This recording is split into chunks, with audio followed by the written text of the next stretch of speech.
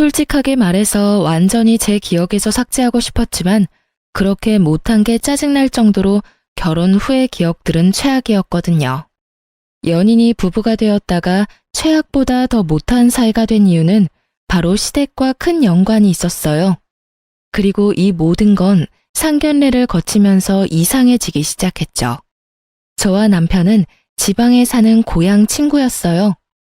부모님까지 친하지는 않았던 그냥 얼굴만 알고 지냈던 같은 초등학교 친구였던 우리는 20대 후반의 다른 지역에서 만나 결혼까지 하게 된 경우였어요. 시댁이 친정보다 잘 사는 건 그간 남편과의 만남을 통해 알고 있었지만 상견례 날에는 그보다 더 큰 충격이 기다리고 있었어요. 그날 친정아버지와 시부가 아는 사이라는 걸 알게 됐어요. 시부는 상견례 당시에 꽤나 잘 나가는 음식점을 운영 중인 사장님이셨고 친정아버지는 중소기업에서 일하는 직장인이었죠. 그런 두 사람 사이에 접점이 있을 거라고는 생각도 못했는데 알고 보니 두 분 젊은 시절에 같은 직장에서 일했다고 하더군요. 그것도 상사와 부하 관계였죠. 두 사람의 표정으로 보아 그다지 좋은 사이는 아니었던 것 같았어요.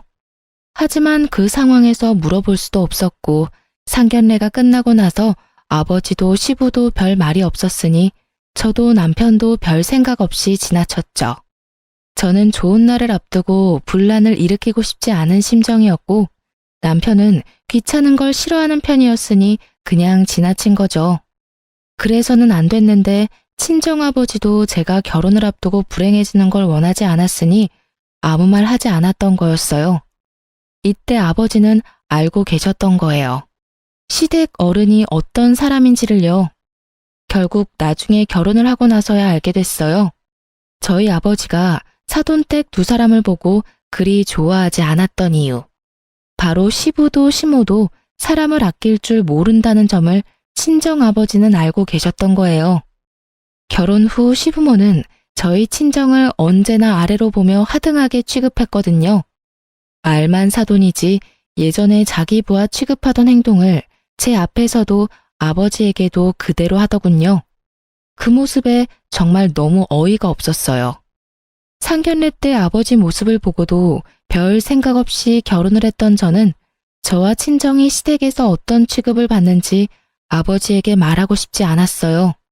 제 자존심의 문제가 아니라 부모님이 상처받는 게 싫었고 결혼한 자식이 불행하다고 하면 부모님이 느낄 안타까움과 슬픔이 짐작도 안 갔으니까요.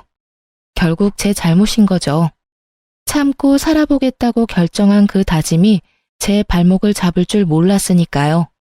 말은 참을 수 있었어요. 제가 듣고 그냥 넘기면 되잖아요. 뭐라고 짓거리건 그냥 앞에서 흘려넘기면 될 일이고 제 기억에 남아있는 것들은 그냥 제 기억에만 남겨놓으면 된다고 생각했는데 제가 아무렇지 않게 받아들여 넘길수록 시부모는 더욱 수위를 높여 저와 제 친정에 대해 비난을 하고 아랫사람 취급을 하더군요. 그 사람들이 그런 말을 하는 건 순전히 저를 괴롭히기 위함이라는 생각이 들었어요. 제 아버지가 자기 부하 직원이었다는 걸 알고 나서는 며느리가 아닌 부하 직원의 딸처럼 보였나 봐요. 게다가 시무는 며느리가 뭐 하나 잘난 구석이 없다며 매번 저를 폄하하고 욕하기 바빴어요.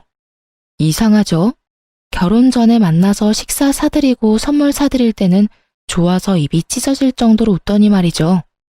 고작 아버지가 시부의 직장 부하였다는 이유만으로 저에 대한 취급이 하루아침에 바뀌어버린 거죠. 그렇게 참고 지내던 제가 폭발한 적이 있었어요. 결혼 직후 처음 맞이한 명절이었죠. 저와 남편은 양쪽 집에 드릴 선물을 미리 준비했고 용돈 봉투도 이미 준비를 다 한 상태였어요. 그렇게 시댁에 갔고 평범하게 하루가 잘 지나갔어요.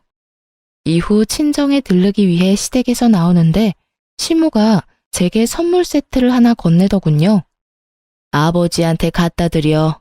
그래도 명절인데 사돈지간에 선물 하나는 보내야지. 빈손으로 해 보낸 거 보면 예의를 아는 건지 모르는 건지 이렇게 생각이 짧아서야.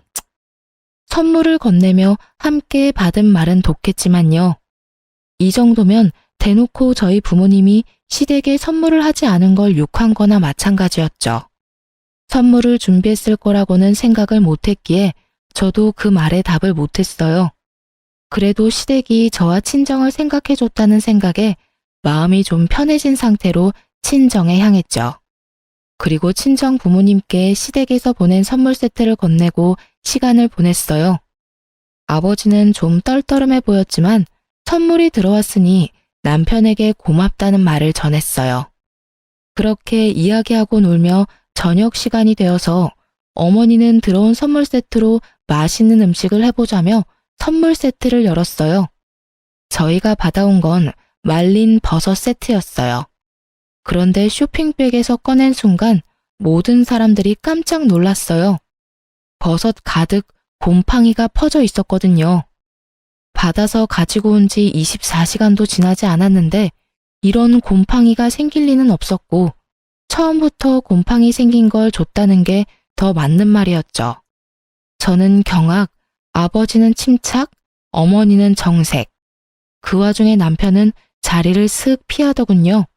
저는 너무 화가 나고 어이가 없어서 밖으로 나간 남편에게 쫓아갔어요. 남편이 차로 가는 걸 확인하고 남편을 불러 세웠어요. 잠깐 서봐.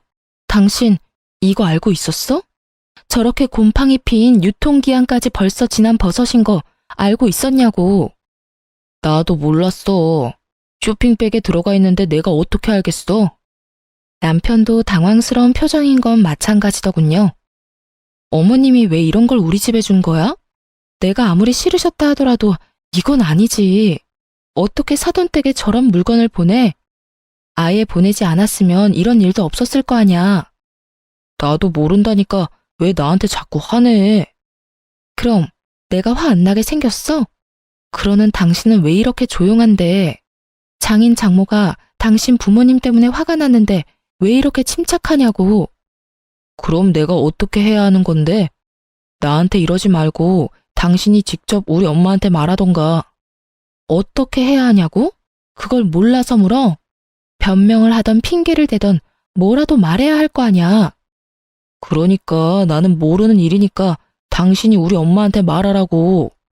지금 내가 어머님한테 전화하면 좋은 소리가 나올 것 같아? 그러던지 말던지 난 모르는 일이니까 당신이랑 엄마가 알아서 해. 오늘은 여기서 못 잘 것 같으니까 나 먼저 갈게. 당신은 연휴 마지막까지 있다가 와. 결국 남편 놈은 빛보다 빠르게 사라지더군요. 그 모습에 열이 더 받은 저는 참을 수 없는 마음에 시모에게 전화를 걸었어요. 어머님, 보내주신 선물 세트 잘 받았어요. 그런데 혹시 유통기한 지난 거 알고 있으셨어요? 말린 버섯의 유통기한이 어딨니? 너 설마 나한테 지금 따지는 거야? 이래서 챙겨주면 안 되는 거야. 세상에 명절 선물 하나 안 보내는 작자들한테 선물 보내줬더니 말이야. 자기들이 보관 잘못해놓고 남 탓이나 하고 말이지. 그런데 가져온 지 하루도 안 지났어요. 곰팡이가 필 수 있는 상황도 아니었고요. 습한 곳에 보관하지도 않았는데 이미 곰팡이가 생겼어요. 어머님 탓이 아니라고 하셨지만 저희 잘못도 아니죠. 그래서 어쩌라는 거니? 곰팡이 폈다고 먹지를 못하는 것도 아니고 그냥 곰팡이 없는 거 골라 먹으면 될 거 아니야. 그렇게 먹어도 죽는 사람 아무도 없어. 맛에 문제 있을 것도 아닌데 왜 이렇게 호들갑이야? 그리고 넌 어떻게 시어머니한테 꼬박꼬박 말대꾸하면서 이렇게 때를 쓰고 난리야. 네가 지금 나한테 그런 소리 할 상황은 아니지 않아? 시모의 말을 들으니 정말 답답해서 미칠 것 같았어요. 뭐가 그렇게 당당한지 자기가 뭘 잘못했냐고 하는 게 더 열받았어요. 솔직히 확인도 안 하고 줬으면 확인을 못해서 미안하다고 이야기하는 게 정상 아닌가요? 끝까지 저희 탓 못해서 안달난 사람처럼 결국에는 시모에게 대드는 못된 며느리로 만들어버리는 모습에 가만히 있어선 안 되겠더라고요. 뭘 잘못했는지 직접 이해하게 만드는 수밖에요. 정말 그렇게 생각하신다는 거죠? 뭘 그렇게 생각해? 지금 하신 이야기들요. 그대로 제가 받아들여도 된다는 거죠? 너 알아서 해. 웃겨서 정말. 선물해주고도 욕 얻어먹을 줄 알았으면 나도 선물 안 했어. 괜히 챙겨줬다가 욕만 얻어먹고 이 나이에 며느리한테 이런 소리까지 들어야 되고. 시모가 혼자 중얼중얼거리며 신세 한탄하는 거 듣고 싶지 않아서 중간에 전화 뚝 끊어버렸어요. 시모가 다시 전화하지는 않았지만 남편에게 엄청 뭐라고 한 것 같더라고요. 시모 이야기하는데 전화 끊는 며느리가 어딨냐면서요. 그 이야기를 들으면서도 저는 한 귀로 흘렸어요. 그것보다 더 중요한 일이 있었거든요. 다행히 시부 생신이 곧 다가오고 있었거든요. 저는 그날을 복수의 날로 정했거든요. 저와 제 친정이 받은 이 수모를 되갚아줘야 하는 게 당연한 일이잖아요. 아버지가 젊은 시절 자기 부하였고 얼마나 괴롭혔는지는 모르겠지만 그것과는 별개로 사돈댁으로 만났는데 이런 짓을 벌인 건 상식에 어긋나는 행동이죠. 그리고 무엇보다 제가 용서할 수 없었어요. 그렇게 착한 사람도 아니고 저도 한 성깔하는데 굳이 시무를 놔둘 생각은 절대 아니었어요. 시부 생신을 위해서 저는 열흘 전부터 준비했어요. 미역국과 잡채, 갈비찜 등을 준비하기 위해 재료를 열흘 전부터 사놓았거든요. 그리고 시부모를 집으로 초대했죠. 시모가 시어른 생일은 직접 만든 생일상으로 차리라고 했기에 그렇게 하려고 부른 거였죠. 집으로 들어오는 시부모들의 표정에는 여전히 깔보는 표정이 가득했어요. 그리고 저는 그 표정을 보며 속으로 비웃었어요. 점심 식사를 위해 모인 시모는 우리 집에 들어오면서부터 역시나 마음에 안 든다며 짜증나는 소리를 해대더군요. 집은 치우고 사니? 어떻게 이렇게 정리도 안 하고 살아? 우리 아들 불쌍해서 이런 집도 집이라고 같이 살고 있는 꼴 보니 에휴. 그러게요. 남편 버는 것만으로는 감당이 안 돼서 맞벌이 중인데 집안일이 모두 제 몫이라 감당이 안 돼서 그런가 봐요. 어머님이 이해하세요. 이 사람이 돈 못 버는 게 이 사람 탓은 아니잖아요. 시모의 표정이 순식간에 시뻘겋게 변하더군요. 그러게 말을 조심해야지. 집이 더러운 게 오로지 며느리 탓인 양 이야기하고 싶었겠지만 그게 제 탓만은 아니잖아요. 게다가 제가 시모의 말을 이용해 남편을 돌려가자 남편도 기분이 나쁜 표정이었어요. 그런데 집안일에 손도 안 댄 건 사실이니까 자기가 뭐라 할 말이 없으니 참고 있는 것처럼 보였어요. 식사나 하자. 시모는 목표를 바꾼 모양이었어요. 그쪽으로 저를 자극해서 얻을 것 없다는 걸 알았으니 음식으로 저를 혼낼 생각이었던 것 같더라고요. 물론 예상하긴 했죠. 그리고 입에 하나씩 반찬이 들어가자 여기저기서 소리가 튀어나오더군요. 뭐야? 무슨 갈비찜에서 누린내가 이렇게 나? 여보, 당신 맛 안 봤어? 미역국 맛이 이상한데 상한 거 아니야? 생신잔치의 주인인 시부는 아예 먹던 걸 입 밖으로 뱉어내고 있었어요. 저는 천연덕스럽게 말했죠. 상했다고? 좀 오래되긴 했는데 상한 부분은 다 잘라내고 만들었어. 고기를 좀 오래전에 사놓고 넣어뒀던 거라 고기 들어간 음식은 다 맛이 이상했나 보다. 그래도 이거 먹는다고 죽는 건 아니잖아. 그게 할 말이야? 아니 어떤 며느리가 시부모 생신상을 오래된 고기로 만들어. 당신 장인어른 장모님한테 밥 대접할 때도 오래된 고기 쓸 거야? 그럴 리가 있겠어? 우리 부모님은 오래된 거 못 먹으셔. 유통기한 임박한 것도 불안해서 못 드시는 분들인데 내가 왜 그런 걸 대접해? 그걸 말이라고 해? 지금 당신이 처갓집이랑 우리 집 차별하고 있잖아. 차별이야? 이게? 어째서? 나는 어머님이 나한테 저번 명절에 하신 말씀대로 하고 있어. 그렇죠, 어머님. 갑자기 화살이 자기에게로 몰리자 시모가 당황한 표정으로 저를 바라보며 말하더군요. 난 그런 적 없어. 내가 언제 오래된 고기로 반찬하라고 했니? 이상하네요. 어머님 저번에 저희 친정에 유통기한 지난 거 주시면서 그렇게 말씀하시지 않았어요? 곰팡이 없는 부분만 먹으면 된다고요. 그렇게 먹어도 죽는 사람 아무도 없다고 하셨잖아요. 그래서 저는 어머님이 유통기한 지난 재료로 음식 만드는 거 좋아하시는 줄 알았지 뭐예요.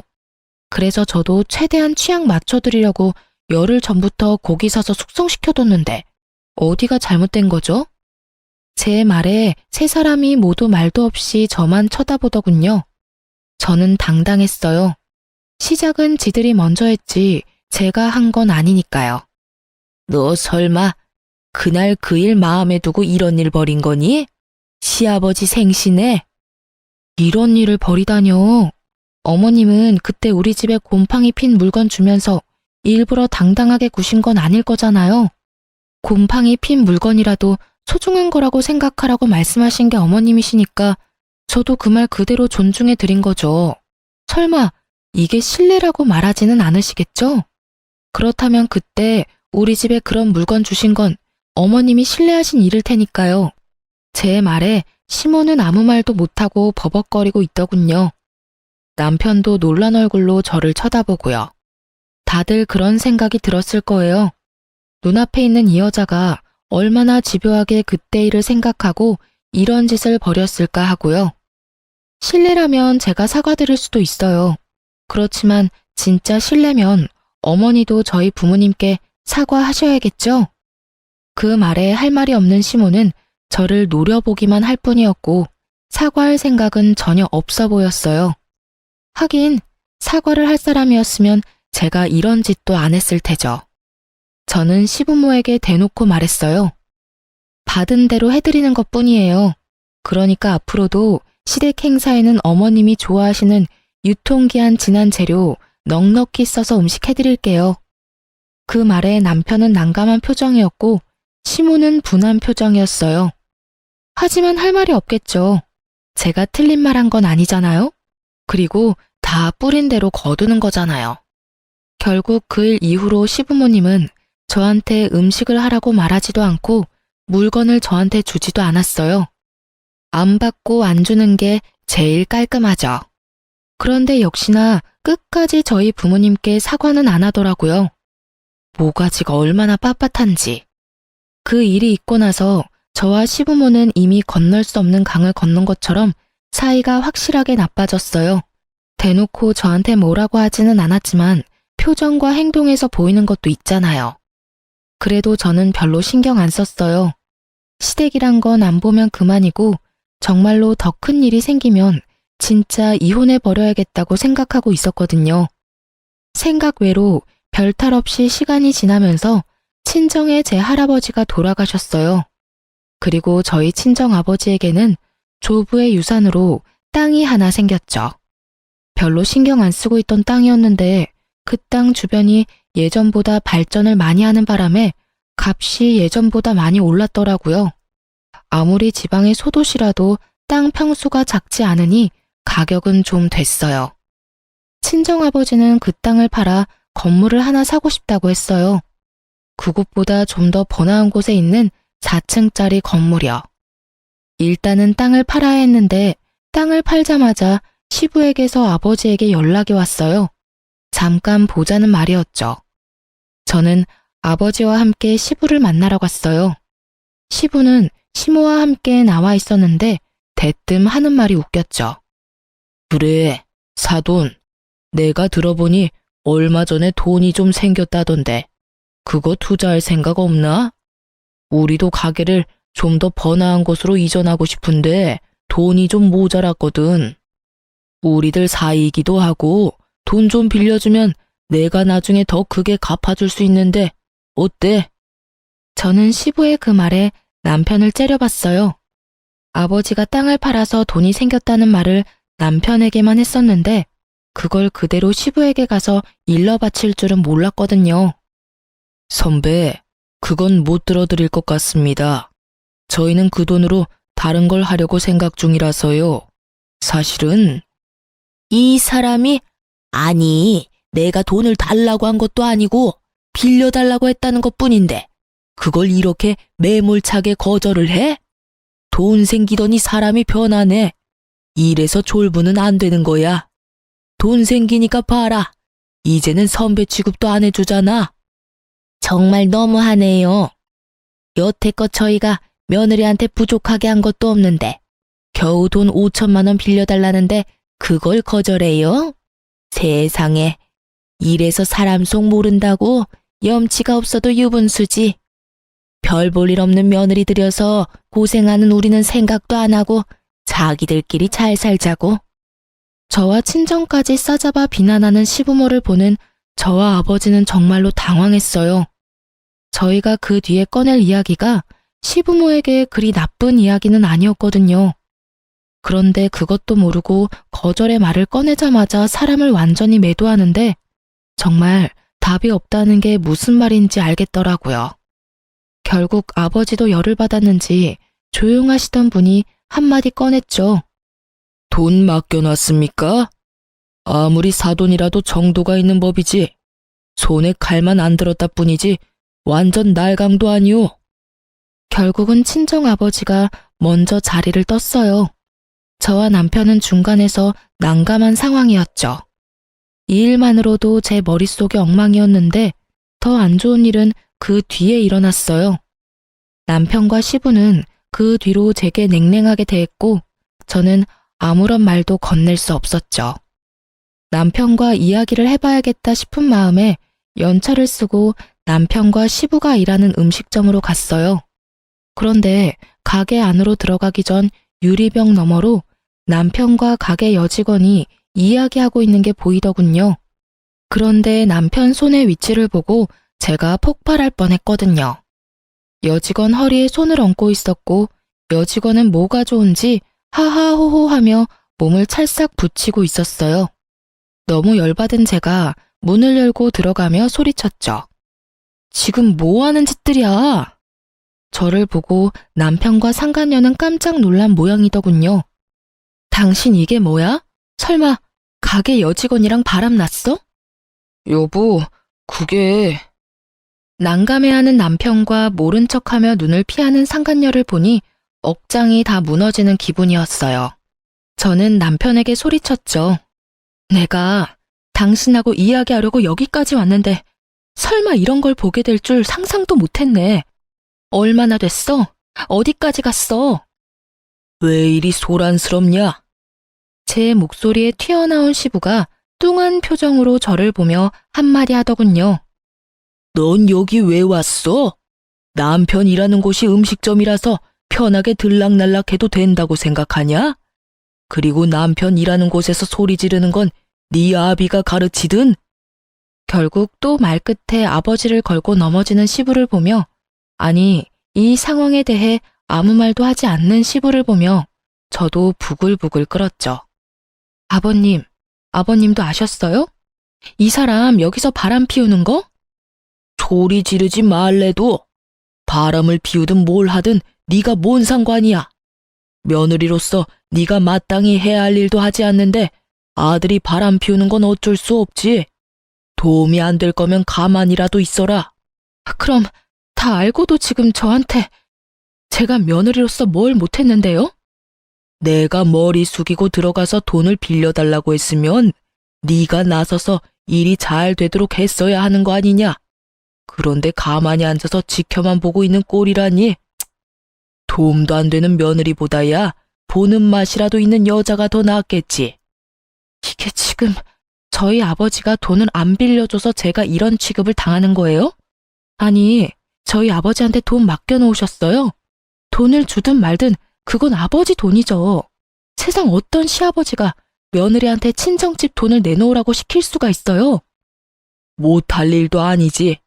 별 볼 일 없는 너 며느리로 받아들였으면 은혜 갚을 생각은 하지도 않고 네가 어디 가서 우리 아들처럼 괜찮은 남자 만날 수 있을 것 같냐? 네가 도움이 안 되면 우리가 너 쳐내면 그만이야. 쳐낸다고요? 이혼이라도 하라는 말이에요? 말해봐. 당신도 나랑 이혼하고 싶어? 이보세요, 아주머니. 그걸 물어봐야 알아요? 아버님도 당신 남편도 제가 좋다는데 뭘 그렇게 애절하게 매달리고 난리야. 나 같으면 자존심이 상해서라도 이혼해 주겠네. 눈치가 없는 건지 자존심이 없는 건지. 상간녀의 말에 저도 눈앞에 보이는 게 없이 빡 돌아버렸죠. 넌 뭘 잘했다고 입을 놀려, 상간녀 주제에. 내가 이혼하면 너도 네 옆에 그 인간 쓰레기 같은 놈도 나한테 위자료 줘야 하는 건 알고는 있니? 내가 왜 위자료를 내? 우리 집 무시하고 도움 하나 안 준 건 당신이잖아. 돈 좀 생겼다고 시댁 무시하는 거 그거야말로 당신 잘못 아니냐고. 위자료를 내더라도 당신이 내야지. 친정에서 시댁에 돈 안 빌려줬다고 위자료를 내? 가짜는 소리하고 지랄하네. 바람도 쓰레기 같은 네 놈이 피고 친정 욕도 내가 들었는데 왜 내가 위자료를 내? 그럼 이혼해. 나는 아쉬운 거 없어. 여기서 누가 잘못인지 법원에서 잘 가려서 알려주겠지. 얘가 못하는 말이 없어. 누가 너희 집을 욕해? 그리고 바람을 피우다니. 그냥 직원이랑 친하게 지낸 것뿐인데. 이제야 없었던 일로 치려는 시부를 보며 제가 코웃음을 쳤어요. 손바닥으로 하늘이 가려져요? 그 나물에 그 밥이라더니. 내가 이런 사람들하고 같은 취급 당하느니 차라리 이혼하고 말지. 한마디 던지고 저는 그 집을 나와버렸어요. 정말로 다 필요 없었거든요. 여직원이랑 바람나서 마누라 등한시한 인간 말종 같은 남편 새끼도, 그걸 보고 있으면서도 아무 말도 없었던 정신 나간 시부도, 정말로 그냥 싹 다 제 눈앞에서 없애버리고 싶은 기분이었어요. 하나라도 좋은 일이 없었다면 정말로 우울증이나 화병에 시달렸을지도 모르지만, 나쁜 일 겪으면 좋은 일도 온다고 아버지가 이혼 기간 중 조부의 땅을 팔아서 건물을 매입하게 됐어요. 그리고 저는 아버지를 대신해서 관리인으로 일하기로 했고요. 바쁜 아버지 대신 여러 가지 일도 처리했죠. 그러다 1층에 빈 상가에 계약할 사람과 만나기로 해서 그 빈 상가 옆에 있는 카페에서 기다리고 있었어요. 그 카페 사장님하고 나이 차이도 별로 안 나는 데다가 성격이 잘 맞아서 그곳에 앉아있는 일이 많았거든요. 카페 사장님이 화장실에 간 사이에 직원처럼 손님을 받아준 적도 많았고요. 그렇게 앞치마 메고 알바생처럼 하고 서 있는데 카페에 누가 들어오더군요. 저는 제가 기다리던 사람인가 싶어 쳐다봤는데 깜짝 놀랐어요. 전 남편과 시부였거든요. 이혼 서류에 아직 잉크도 마르기 전인데 이렇게 다시 만나니 새삼 분노가 다시 치밀어 올랐죠. 아이고, 그렇게 당당하게 이혼하고 나가더니 결국은 이런 데서 아르바이트나 하고 있는 거야? 이딴 카페 직원이나 하려고 이혼했냐? 그러게 내가 뭘 했냐? 우리 아들만큼 괜찮은 남자 없다고 했는데 우리 아들은 내 뒤를 이어서 이제 우리 가게 사장님이야. 옆에 있는 점포에 들어오게 됐는데 배가 아파서 어째? 아주 당당하게 비웃으며 저를 돌려가더군요. 그리고 그제야 알게 됐죠. 이 망할 인간들이 우리 건물 1층에 들어오고 싶어서 연락한 사람들이라는 걸요.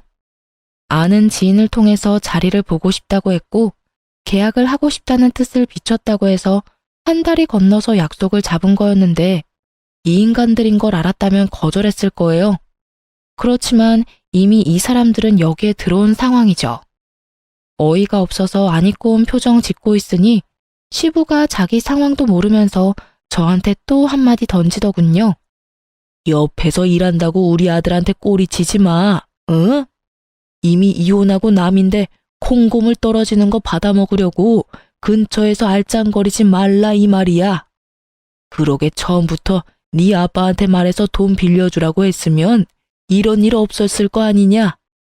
꼭 갑자기 돈 생긴 것들이 의리를 몰라요, 의리를. 내가 일할 때 챙겨준 게 얼만데 이딴 식으로 사람 뒤통수를 치고 말이지. 갑자기 돈 생겼는데 돈 빌려달라고 대뜸 달려들어서 물어뜯으려는 피라냐 같은 인간들은 어떻고요? 일할 때 얼마나 저희 아버지를 얼마나 잘 챙겨줬으면 얼굴도 보고 싶지 않았다고 학을 떼요? 그리고 지금 이 상황을 제대로 모르시는 것 같은데 제가 이야기하려는데 카페 사장님이 돌아왔어요. 그러고는 시부와 전 남편을 보더니 저한테 말하더군요. 혹시 오늘 여기서 보기로 한 사람들이에요? 저 옆에 들어올지도 모른다는? 보기로 한 사람은 맞는데 저 옆에는 안 들어올 거예요. 아버지가 절대로 허락 안 할 거거든요. 저와 카페 사장님의 이야기를 듣던 시부와 전 남편 표정이 당황스러움으로 변하더군요. 그럴 만도 하죠. 제가 앞치마 벗어서 사장님한테 건네줬으니까요. 고마워요. 내가 우리 건물주님 따님한테 매번 이렇게 신세를 지내요. 그제야 상황이 어떻게 돌아가는지 알게 된 전 남편과 시부의 얼굴을 보니 웃겼어요. 그래서 친히 말해줬죠. 여기서 만나기로 한 관리인이 저고요. 이 건물은 저희 아버지 거예요. 지인이 꼭 만나보래서 나왔는데 이런 꽝을 뽑을 줄은 몰랐네요. 뭐 오셨으니까 차나 한잔하고 가세요. 어차피 저희도 계약은 생각 없고 그쪽도 생각 없을 거 아니에요. 그 잘난 아드님이 가게 사장님인데 저랑 이혼한 사이면 굳이 여기까지 기어들어 오진 않겠죠. 제 말에 두 사람 얼굴이 허옇게 질리더군요. 아니, 여기가 너희 아버지 건물이라고? 생각보다 입지가 좋은 곳이었으니까 본인들도 놀랐을 거예요. 쥐꼬리만한 돈으로 뭘 하겠나 싶었을 테니까요. 뭐 그런 쥐꼬리만한 돈 강탈해 가려고 한 사람들이니 더 놀란 것도 있겠죠. 네, 여기가 아버지 건물이에요. 뭐 예정도 있으니 들어와도 상관은 없어요. 아버지한테 물어봐 줄 수 있고 긍정적으로 검토해 볼 수는 있죠. 근데 당연히 조건은 붙여야죠. 아까 뭐라고 하셨죠? 꼬리 치지 말라고 하셨나? 콩고물 얻어먹으려고 알짱대지 말라고 하셨나? 뭐 언감생심, 눈에 보이면 없던 마음도 생긴다고. 제가 건물주 딸이고 여기 관리인이라고 예정 운운하면서 들러붙지만 마세요. 솔직히 지금 상황에 누가 누구에게 꼬리를 쳐요? 이미 감정도 없고 볼 것도 없는 인간 쓰레기. 다른 여자가 주워서 쓰는 거 굳이 내 알 바 아니고요. 뭐 계약하고 싶으면 이런 거만 조심해 주시면 되거든요. 물론 이것도 아버지가 허락해야 하는 거지만 어떻게 하실래요? 제가 시부가 한 말을 그대로 되돌려주자 시부와 전 남편 얼굴이 벌겋게 달아오르더군요. 하긴 놓친 물고기가 얼마나 아깝겠어요? 저는 아버지의 하나뿐인 외동딸이고 아버지 돌아가시면 이 건물도 제 것인데 욕심에 눈먼 사람들이 얼마나 안타깝게 생각하겠어요. 아가, 사돈 한 번만 만나면 안 될까? 직접 만나서 이야기를 좀 하고 싶어서 그러는데. 누가 아가예요? 이혼한 지가 언젠데. 그리고 저희 아버지는 어르신 사돈도 아니고요. 정말 어이없어서 웃음밖에 안 나는데 저희 아버지 욕하면서 함부로 대할 때는 언제고 이제 와서 매달리려고 하세요? 염치라는 게 있기는 해요? 양심이라는 게 있으면 이런 식으로는 못하죠. 돈 안 빌려준다고 그 난리를 치면서 욕을 하던 사람들이 이제 와서 아버지 만나게 해달라? 그때는 우리가 잘못한 것 같아. 다짜고짜 그런 이야기하면 그래, 기분 나쁠 수 있지. 우리도 급해서 그런 거였으니까 다시 한번 만나서 차근하게 이야기하고. 죄송한데 아버지가 바쁘셔서요. 저도 바쁘고요.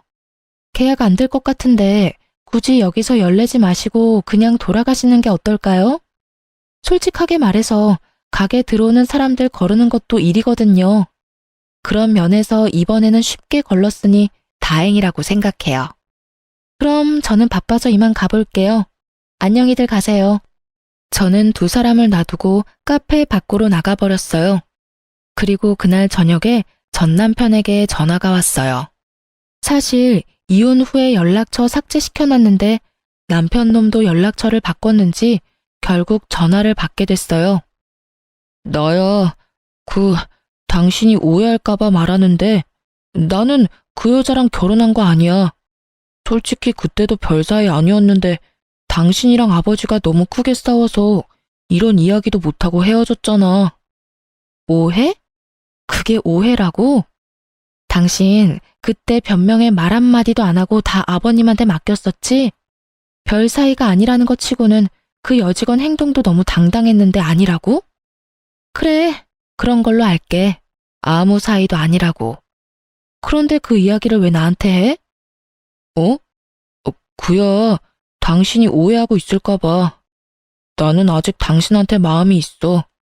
우리가 이혼한 게 당신과 나 사이에 문제가 있어서가 아니라 부모님과 당신 사이에 문제가 있어서 헤어진 거잖아. 나는 여전히 당신 생각에 매일 힘들고 그래. 그래? 그런 것 치고는 연락이 참 이상한 때에 왔네? 그전까지 시간이 그렇게 많고 많았는데 왜 굳이 오늘 전화를 한 거야? 그래, 당신도 욕심이 나긴 했겠지. 건물주 외동딸이면 욕심 안 날 수가 없지. 그러니까 이거잖아. 내가 아무것도 아닌 년이었을 때는 상간녀가 더 좋았고, 내가 가진 게 좀 있어 보이니까 이번에는 내가 좋고. 한마디로 그거잖아. 그런데 너는 나한테 아무런 메리트가 없어. 장점이 하나도 없다고. 솔직하게 말해서 직장 직원이랑 바람 피우는 남자를 대체 어떻게 다시 믿고 만나겠어? 상식이 아니지. 그리고 당신이 나한테 이러는 거 그 상간녀는 알기나 해? 당신이 그렇게 나에 대한 마음이 굳건하면 내가 상간녀한테 알려줄까? 정말로 그런 거 아니야. 나는 당신하고 이렇게 어이없이 헤어지고 정말 힘들었다고. 어떻게 해야 내 진심을 알아줄 거야? 진심이고 나발이고 너한테 그런 진심이란 게 있을 리가 없지, 정신 나간 새끼야. 아, 그리고 하나 알려줄까? 너 바람 피우다 딱 걸린 날 내가 왜 당신한테 말도 없이 가게 찾아갔는지 알아? 내가 말해주고 싶은 게 있었거든. 너희 아버지가 우리 아빠한테 돈 빌려달라고 했었잖아. 그때 아버지가 거절하고 나서 그 뒤에 무슨 말 하려고 했는지 나도 알고 있었거든. 아버지가 그때 뭐라고 하려고 했냐면 그 돈으로 건물을 살 건데 1층에 저렴하게 입점하시는 게 어떻겠냐고 물으려고 했었어. 그런데 너희 아버지 뭐랬어? 거절한다는 말 듣자마자 우리 아버지랑 나한테 온갖 비난의 말 다 쏟아내지 않았어? 그거 이야기하러 당신 가게 들린 거야. 그런데 잘 된 거지. 내가 당신 바람난 것도 모르고 입점시켜줬으면 당신 좋은 일만 시킬 뻔했잖아. 그치? 정말로 하늘이 도왔지 뭐야? 어떻게 그 타이밍에 당신이 딱 바람을 피워서 내가 그런 미친 짓 안 하도록 만들었는지. 제 말에 전 남편이 할 말을 잃었는지 말이 없더군요. 하긴 그럴 수밖에 없죠. 두 번의 기회가 순식간에 날아간 거나 똑같잖아요. 우리 아버지가 너희 아버지 같은 줄 알아? 하나뿐인 딸 시댁에서 천대받으면서 사는 거 보기 싫어서 건물에 입점시켜주겠다고 마음까지 먹고 돈 빌려주는 거 거절했는데 말이야. 뒷말도 안 듣고 욕이나 처하고 난리친 니네 부모가 잘못이지. 거기다 완벽한 타이밍에 불륜이나 들킨 것도 말이야. 장인어른이 그렇게 생각하시는지 몰랐네. 당신이 안 믿을 수도 있겠지만 나 그 여자랑 진짜 아무 사이도 아니야. 그냥 잠깐 한눈 판 것뿐이고 당신이 생각하는 어떤 일도 없었고. 나한테 변명을 왜 해? 그리고 우리 아버지가 왜 당신 장인이야? 우리 사이 이미 다 끝난 건 몰라? 아니면 알고도 지금 작업하는 거야? 너희 아버지 말 못 들었어? 꼬리치지 말라잖아. 그럴 생각도 감정도 없으니까 너도 나한테 이런 정신 나간 소리 하지 마. 소름 돋으니까. 이야기 끝났으니까 전화 끊을게. 연락 다시는 하지 마. 대수가 없으려니까 별 미친 것들이 들러붙어요. 저는 그렇게 말하고 전화를 뚝 끊어버렸어요. 그리고 수신 차단 걸었죠. 그걸로 끝난 줄 알았는데 그 다음날 전 시부가 저희 건물에 찾아왔더군요. 아버지와 전화통화가 안 됐던 건지 저를 찾으며 난리를 피우길래 만나줬더니 대뜸 그러더군요. 아가, 우리가 오해했어. 그런 일이 있을 거라고는 꿈에도 생각 못했다. 설마 우리한테 입점시켜줄 거라는 말이었다니. 그런 오해가 있었으니 너희의 이혼은 없던 일로 하자꾸나. 다 늙어 빠진 우리들이 너희 이혼을 이래라 저래라 하는 게 아니었어. 내가 그 여직원도 이미 내쳤고 너희 시어머니한테도 단단히 일로 뒀다. 기분 나빴던 일이 있으면 풀고 다시 시작해보는 게 어떠냐? 아들도 여전히 너한테 마음이 있다고 하고. 저는 그 말을 들으면서 진짜 이 사람들이 욕망에 충실하다는 걸 깨달았어요. 상간녀와 아들놈이 바람 피울 때는 그 관계를 혼내기는커녕 두둔했던 시부가 탄간녀를 내쳤다는 것을 들으니 정말 구역질이 날 만큼 기분이 역 같았어요. 입에 침이나 바르고 거짓말을 하세요. 오해가 아니라 무시겠죠. 저희를 오해한 게 아니라 무시한 거잖아요. 그리고 다시 시작하라고요? 저는 그런 짓 못해요. 제가 어떤 취급 당했는지 잘 알면서 어떻게 그런 요구를 할 수 있죠? 저를 못마땅하게 취급한 건 그렇다 쳐도 제 부모님마저 싸잡아 비난하셨잖아요. 다른 건 다 참아도 부모 욕은 못 참아요. 자기들이 무슨 짓을 한 건지 알면서도 뻔뻔한 것도 모르고 다시 연락해요? 우리가 받아줄 리 없잖아요. 아버지도 저도 당할 만큼 당했고 기분 나쁠 만큼 나빴어요. 이렇게 나중에 와서 아쉬운 소리 하면서 매달릴 거였다면 처음부터 처가를 존중하고 아껴줬어야죠. 아주 잡아먹을 것처럼 난리치던 날이 생각이 안 나는가 본데 당한 사람은 기억에 또렷하게 남아있는 법이거든요. 2번 다시 연락하지 마세요. 그 점포는 다른 사람에게 맡길 거니까요. 저는 다급하게 저를 부르는 시부의 목소리에도 시부를 내쫓았어요. 여기까지 와서 한다는 소리가 아휴 정말 욕심이 하늘을 찌르더군요. 거짓말도 어쩜 저렇게 잘하는지. 카페에서 이미 저한테 빈정거리면서 저를 비꼬면서 비웃었던 주제에 하루 만에 태세 전환해서 연락 와서는 뭐요? 오해? 어처구니가 없어서. 이야기를 듣는 내내 이 인간들 가식에 험한 욕 내뱉고 싶었던 적이 한두 번이 아니었어요. 말 같지도 않은 소리를 턱턱 내뱉는 걸 보니 역시 사람 변하지 않는구나 싶었고요. 이날 있었던 일을 친정 아버지에게 이야기했더니 엄청나게 화를 내시더라고요. 사실 돈 빌려달라고 했을 때 정말 마음속으로 화를 엄청 내고 싶었다고 하더라고요. 그런데 참을 수밖에 없었던 이유는 화를 내면 제게 피해가 갈 거라고 생각했다고 하더군요. 그리고 1층을 싸게 내어주겠다는 제안도 시부 말이 끝나고 했어도 됐었지만 일부러 하지 않았다고 하더군요. 아버지는 알고 있었던 거예요.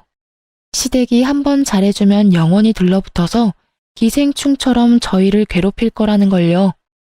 그래서 시부가 욕할 때 차라리 잘 됐다고 생각했었대요. 저를 위해서 1층을 내어주려 했는데 예전과 전혀 바뀌지 않은 시부의 모습에 생각을 바꿨다고 말이죠.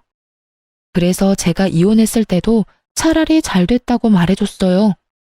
제게 이혼녀라는 꼬리표가 달린 건 너무 싫지만 전 남편과 시부라는 또라이들에게서 둘러싸여서 괴롭힘 당하는 걸 보는 건 더 싫었다고요. 이혼은 신중해야 하는 것이고 되돌릴 수 없는 일이지만 세상에 되돌리지 않는 게 훨씬 나은 일도 있으니까요. 저처럼 말이죠. 정말 이혼 참 잘했다는 생각이 들어요. 처음부터 저런 본성을 알고 있었다면 아예 시작조차 하지 않았을 테지만 그건 제가 알 길은 없으니 지금이라도 헤어진 게 다행일 수밖에 없죠. 예전에 저처럼 고민하는 사람들이 있다면 말해주고 싶네요. 헤어지는 걸 두려워하지 말라고요. 천벌 받을 놈은 받게 돼 있고 뿌린 대로 다 거두게 되어 있으니 굳이 스스로를 힘들게 하지 마시고요. 좋은 일, 즐거운 일만 하기에도 짧은 시간인데 저를 괴롭히는 사람들에게 할애할 시간 같은 거 아예 없애버리는 게 차라리 정신건강에 좋으니까요. 저도 그런 마음으로 열심히 제 인생을 풍부하게 만들려고 노력하며 살고 있어요. 그리고 그 노력이 결실을 맺어 이렇게 사연글도 쓰고 있는 거겠죠. 지금까지 들어주신 분들 모두 감사합니다. 행복하세요.